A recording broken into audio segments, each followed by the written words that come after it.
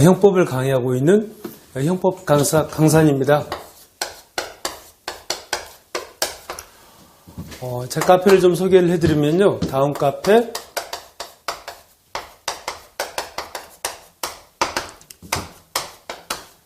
강산쌤의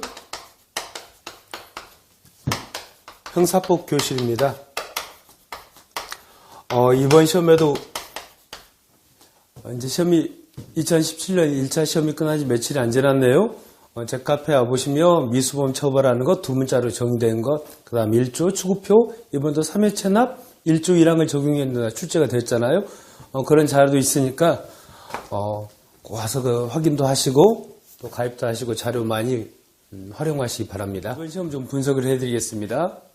보시면 형법 시험이 이제 20문제가 나오잖아요.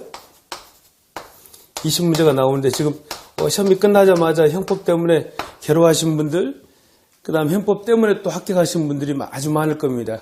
2016년 2차 때도 형법이 가장 조정이 많이 들어갔는데 이번에는 이렇게 생각하시면 돼요. 이 형법 점수에 플러스 20점 하는 게 형사소송법 그 점수입니다. 제가 그 합격자들하고도 이야기를 해보면 거의 75점 또 80점 이 정도에 불과합니다. 근데 형사소송법은 95, 100 대부분 많으셨더라고요. 그래서 어렵다. 이런 어려운 때일수록 형법을 잘 보면 형법 때문에 합격합니다. 제 카페도 들어보시면 아시겠지만 90점 이상 맞은 학생들도 물론 뭐 자랑해서 써놨겠지만 많이 있습니다.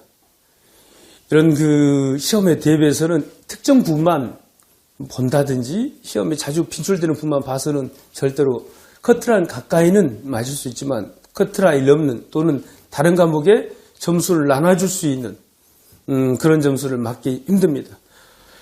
이 사람들이 많이 질문해요. 뭘 많이 질문해요? 어디 파트를 많이 봐야 되냐고. 옳지 않습니다. 형법은 크게 총칙과 각칙으로 이루어져 있잖아요. 형법 1조부터 86조를 총칙 그렇습니다. 근데 이 총칙에 대한 이론을 뭐라 불러요, 여러분? 총론 이렇게 이야기하죠. 각칙에 대한 이론을 강론 이렇게 이야기합니다. 그런데 여기서 10문제가 이번 시험에도 출제가 되었고요. 강론에서도 10문제가 출제가 되었습니다. 그래서 딱히 그런데 이번 시험만 그런 게 아니라 2016년도 시험이 두 번 시행이 되지 않았습니까? 1차 때도 2차 때도 10문제 이렇게 출제가 되었습니다. 아시겠어요? 그 다음에 이제 강론에는 우리가 이제 공부하신 분들은 강론에는 각각 개별적인 범죄가 나오잖아요. 죄는 다 임무가 있죠. 죄, 범죄 임무를 우리가 뭐라 그래요? 보호법이. 범죄들은 예를 들어서 우리 형법 250조 1항에 사람을 살해한 자는 사형 무기 또는 5년 이상의 징역에 처한다. 이렇게 규정되어 있습니다. 살인죄를 만든 것은 뭔가를 보호하기 위해서 만들었겠죠. 그게 바로 뭐예요? 사람은 생명입니다. 즉 어렵게 표현한다면 범죄를 규정함으로써 반사적으로 보호되는 법적 이익을 어려운 말로 보호법이 신말하면 범죄의 사명 임무입니다. 범죄야 너 나가서 뭐를 보호해라. 이게 보호법이거든요. 이 죄에 따라서 보호법익이 있는데 이 보호법익은 개인적 법익, 개인과 관련되는 이야기, 그 다음에 사회와 관련된 이야기, 사회적 법익, 국가와 관련되는 것, 국가적 법익, 뭐 내란죄 이런 것들은 국가의 안전이란 국가적 법익을 보호하기 위해서 만든 죄겠죠. 사회적 법익, 뭐 도박죄, 건전한 근로, 노동의 풍속을 보호하기 위해서 만든 범죄입니다. 도박하면 도박에 빠져가지고 일하지 않잖아요. 그죠? 방금 했던 살인죄 같은 개인의 생명, 그래서 도박죄 같은 사회적 법익에 관한 죄, 살인죄 같은 것은 개인적 법익에 관한 죄, 국가적 법익에 관한 죄입니다. 이제 출제 비중을 지금 하고 있으니까 10문제 중에 개인적 법익에 관한 문제가 6문제가 나왔고요. 그 중에 이제 개인적 법익은요, 크게 우리가 생자명사죄 이렇게 했었죠. 제가 강의 들으신 분들은 생명, 신체에 대한 죄, 그 다음에 생자, 자유에 대한 죄, 그죠? 자유를 보호하기 위한 범죄입니다. 개인의. 그 다음에 명예와 신용에 대한 죄, 그 다음에 사생활의 평온에 대한 죄, 그 다음에 재산에 대한 죄, 크게 5가지 테마로 이루어져 있는데 그 중에 자산죄가 4문제가 출제가 되었습니다. 자산죄가 무지 양이 방대하고 출제 비중이 높죠. 근데 5문제 보통 4문제, 5문제 이 정도 나오신다고 생각하면 돼요. 4문제, 5문제, 6문제 정도 많게는. 이번 4문제가 출제됐습니다. 그래서 어디 부분을 뭐 딱 편중되게 봐가지고는 고득점을 할 수가 없습니다. 우리가 편식을 하면 건강할 수 없듯이 고득점 하는 데는 골고루 봐야 됩니다. 그러면 형법은요? 카메라 잡히나 여기? 예. 형법은 크게 뭘로 이루어져 있냐면요. 조문하고요. 판례, 그 다음에 이론, 즉 학설로 이루어져 있거든요. 이 조문이란 건 뭐냐면, 조문이라는 건 말 그대로 법조문입니다. 법조문. 예를 들어서 우리 형법 251조에 영아살해죄가 있거든요. 직계존속이 수욕을 은폐하거나 양육할 수가 없음을 예상하나 특히 참작할 만한 동기로 분만 중 또는 분만 직후 영아를 살해한 때는 10년 이하의 징역의 처해예요. 이게 형법 조문입니다. 그러니까 우리가 뉴스에서 그런 거 많이 접하잖아요. 뭐 여고생이 애를 낳자마자 화장실에 버렸다. 영아살해죄거든요. 그런데 실제로 이제 그 판례란 건 뭐냐면 사건이 발생을 하지 않습니까? 그러면 재판을 하죠. 어디서 재판을 해요? 법원에서 재판을 하는데 재판할 때 근거가 뭐예요? 조문입니다. 근데 조문이란 건 불완전하거든요. 방금 영아살해죄 주체가 누가 그랬댔어요? 직계존속이. 근데 직계존속에는 법률상의 직계존속도 있고요. 사실상의 직계존속도 있습니다. 근데 실제로 어떤 사건이 발생을 했냐면 동거남이 동거하다가 애를 낳았는데 못 키우고 있으니까 죽여버렸다고요. 동거남은 이 부부관계가 법적인 부부관계가 아니라면 우리 팔로 어려운 말로 이걸 혼인의 관계 그럽니다. 혼인이란 말은 법률을 말해요. 즉 혼인신고를 하면 법적인 부부관계가 성립하죠. 혼인신고하지 않은 상태에서 애를 출생한 경우에는 이 부를 사실상의 부부 그래요. 사실상의 직계존속입니다. 이 경우는 아버지는 내 새끼다고 인정을 해줘야 돼요. 이걸 어려운 말로 인지 그럽니다. 엄마는 자기 배 아파서 낳았으니까 퇴출로 연결돼 있잖아요. 출생과 동시에 엄마하고 자식은 직계 존비속 관계가 되는데 아버지는 인지를 해줘야 됩니다. 실제로 지금 제가 누가 죽였다고 했어요? 동거남이 얘를 죽였다 그랬죠. 출생 직후에 영아를 살해했습니다. 영아도 사람의 일종이거든요. 근데 조문에는 직계존속이 이렇게밖에 안 나와요. 이걸 해석하는 것이 바로 해석해서 접하는 게 판례입니다.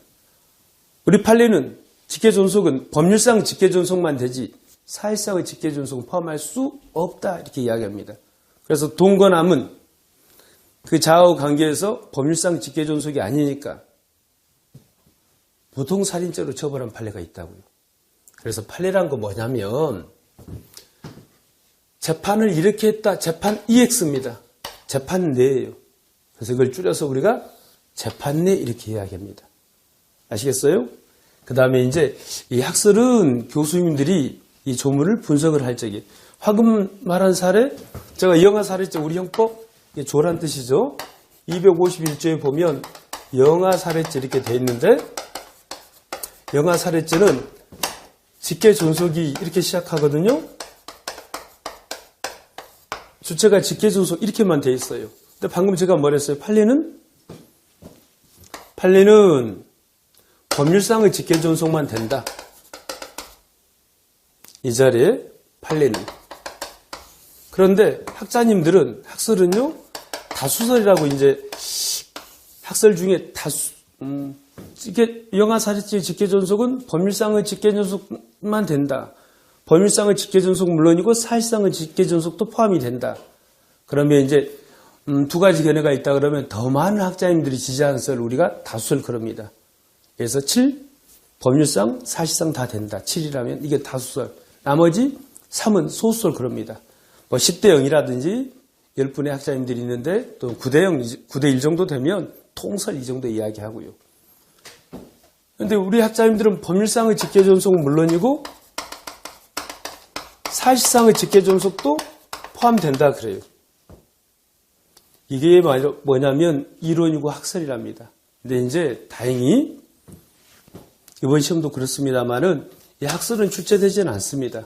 학설을 하기도 좀 뭐하네 이건 이론적 이것은. 그래서 원래는 판례에 그 편중된 출제였는데 이번 시험에서는요 총 80개의 지문이었는데 20문제에서 조문 문제가 10문제라면 틀린 말이고요. 10개의 지문이 출제가 되었답니다. 재판 잡기인가요, 이게? 네, 그냥 이걸로 하겠습니다. 네. 10개의 지문이 출제됐고, 문제상으로는요, 한 문제가 독자적인 법 조문을 묻는 문제였고요. 지문상으로는 10개의 지문, 그 중에 답으로 뜬 게 4개나 됩니다. 20점이에요. 엄청난 비중입니다. 판례는 80개 중에 70개의 지문이 떴겠죠. 총 제가 80개의 지문이 있었댔잖아요. 70개의 지문이 떴습니다. 이론은 다행히 하나도 출제되지 않았습니다. 그래서 여러분들이 고득점을 하시는 방법을 제가 저에게 허용된 시간이 5분 내지 10분이니까요. 말씀드린다면 뭐니 해도요. 기출문제가 가장 중요합니다. 기출문제. 90% 이상은 기출된 지문의 반복입니다. 이번 시험에도 역시 동일했었고요. 그 다음에 또 고득점을 하시려면 이건 반복해서 이 반복의 의미는 형법시험 그 자체의 고득점에도 의미가 있지만 이걸 빨리 풀어내므로써 영어라든지 또는 시간을 많이 할애하는 과목이 또 등장을 합니다. 여기에 시간을 보태줄 수 있어요. 그래서 거의 암기에 가깝게끔 기출문제는 반복해서 완전히 자기 것으로 만드셔야 됩니다. 기출문제만 정복을 제대로 잘하셔도 이번에 제 카페도 올라있던데 기출문제밖에 안 봤는데 그러면 5번인가 봤다 하더라고요. 그 마음을 가지고도 8점 맞으신 분이 있어요. 이 어려운 시험에 시간이 없어서 기출문제 보시면. 근데 반복이 필요합니다. 한 번 봐가지고는 안 됩니다. 그 다음에 고득점을 하려면 이 최신 판례를 꼭 그 경찰직에서는 신경 쓰셔야 됩니다. 시험 직전에 나오는 심지어 이번 형사소송법의 이태원 살인사건까지 그죠? 2017년도 판례인데도 불구하고 나왔지 않습니까? 우리가 3월에 시험 보는 판례가 1월달에 나온 판례도 최신 판례 꼭 보셔야 됩니다. 이제 사실은 최신 판례는 공부할 때는 큰 의미는 없어요. 모든 강사들이 저뿐만 아니라 저도 이번에 판례 올려놨는데 경유증표 사건이라든지 설명 의무를 의사가 설명 의무를 제대로 하지 않은 과실과 피해자 사망 사이에 인과관계 없다는 것 등등 다 올려줍니다. 모든 강사들이 제대로 된 강사라면. 그러니까 거의 시험 직전에 꼭 정리하시면 됩니다. 최신 판례의 시험 전 정리가 꼭 필요하다. 근데 이건 시험 전에만 정리하시면 됩니다. 아시겠죠? 그 다음에 가장 중요한 게 법 조문을 좀 아셔야 돼요. 법 조문을. 형사소송법만큼은 법 조문이 중요하지 않습니다만 형사소송법은 거의 반반이죠. 형법은 법 조문보다는 판례가 출제 비중은 높지만 우리가 단순히 커트라인에 가까운 점수를 맞자고 공부하는 거 아니잖아요. 형법 같은 건 커트라인 훨씬 상회하는 점수를 맞아가지고 제가 다른 시험을 5과목 보면 한 과목 정도는 실패하는 과목이 꼭 나오거든요. 거의 점수를 보태줘야 된다고요. 그러면 고득점하기에 가장 좋은 과목이 형법이랍니다. 형법은 배신하지 않아요. 다른 과목에 비해서는. 특히 저한테 강사 선생님한테 들으시면 근데 법조문을 하셔야 되는데 법조문 판례만 그냥 드립 외우신 분이 있어요. 이번 시험에도 BM 수제자가 나왔는데 판례 지문이 나왔거든요. BM 수제자라는 것은 운영법 357조에 나오는데 누가 하는 거예요? 타인의 사물을 처리하는 자가. 그죠? 그 임무에 관하여 부정의 청탁을 받고 재물이나 자연사익을 취득하면 이제 작년에 제3자가 취득이 된댔죠. 추가가 됐는데 그러니까 타인의 사물을 처리하는 자 그 임무에 관하여 부정한 청탁을 받고 자기나 제3자가 재물 또는 자연사익을 취득하면 배임 수제자가 성립하거든요. 이게 조문이에요. 조문이자 또 판례를 합니다. 재물이나 자연사익을 취득하면 배임 수제자가 성립하는 것이지 부정이나 배임행위를 할 것을 요하지 않는다. 조문이자 판례입니다. 그래서 딱히 배임행위를 하면 추가적으로 배임죄가 성립하는 거거든요. 그래서 판례를 정복을 하실 적에도 조문 일단 읽어보시고 조문에 기초해가지고 판례를 공부하시면 훨씬 조문 공부도 되고 판례도 수월하게 정복이 됩니다. 그래서 조문과 판례는 결코 딴 게 아니다. 왜? 조문을 분석해가지고 조문이 이제 불완전하니까 그걸 해석한 것이 누가? 법원이 해석하는 것이 바로 판례, 재판 EX, 재판 내거든요. 그래서 그런 식으로 공부하시면 좋겠습니다. 법조문을 꼭 챙기실 것. 짧은 시간 동안 제가 강의는 아니고요.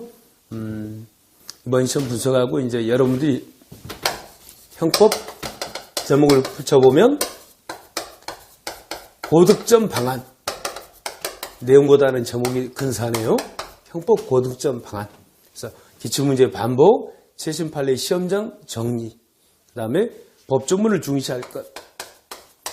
법조문을 판례랑, 물론 시험에는 판례가 엄청나게 중요합니다. 근데 판례는 제가 말 안 하더라도 판례는 열심히 하시더라고요. 판례인데 법조문과 판례를 유기적으로 결합시켜서 공부를 하실 것. 아시겠죠? 판례만 공부해가지고는 고득점 할 수 없고요. 그건 그 모래성이라 그러잖아요. 금방 판례 외우면 한 2주 있다가 금방 사라집니다. 그래서, 이 정도로 제가 주어진 시간을 좀 마치도록 하겠습니다. 지금까지 강산 형법이었습니다. 여러분, 소망한 바 꼭 이루시고요. 이루기 위해서는 답법화만 주인 잘합니다. 이 간절한 마음을 꼭 행동으로 옮기셔가지고요. 소망하는 바, 여러분이 이루고자 하는 바 꼭 이루시기 바랍니다. 지금까지 들어서 감사합니다. 고맙습니다.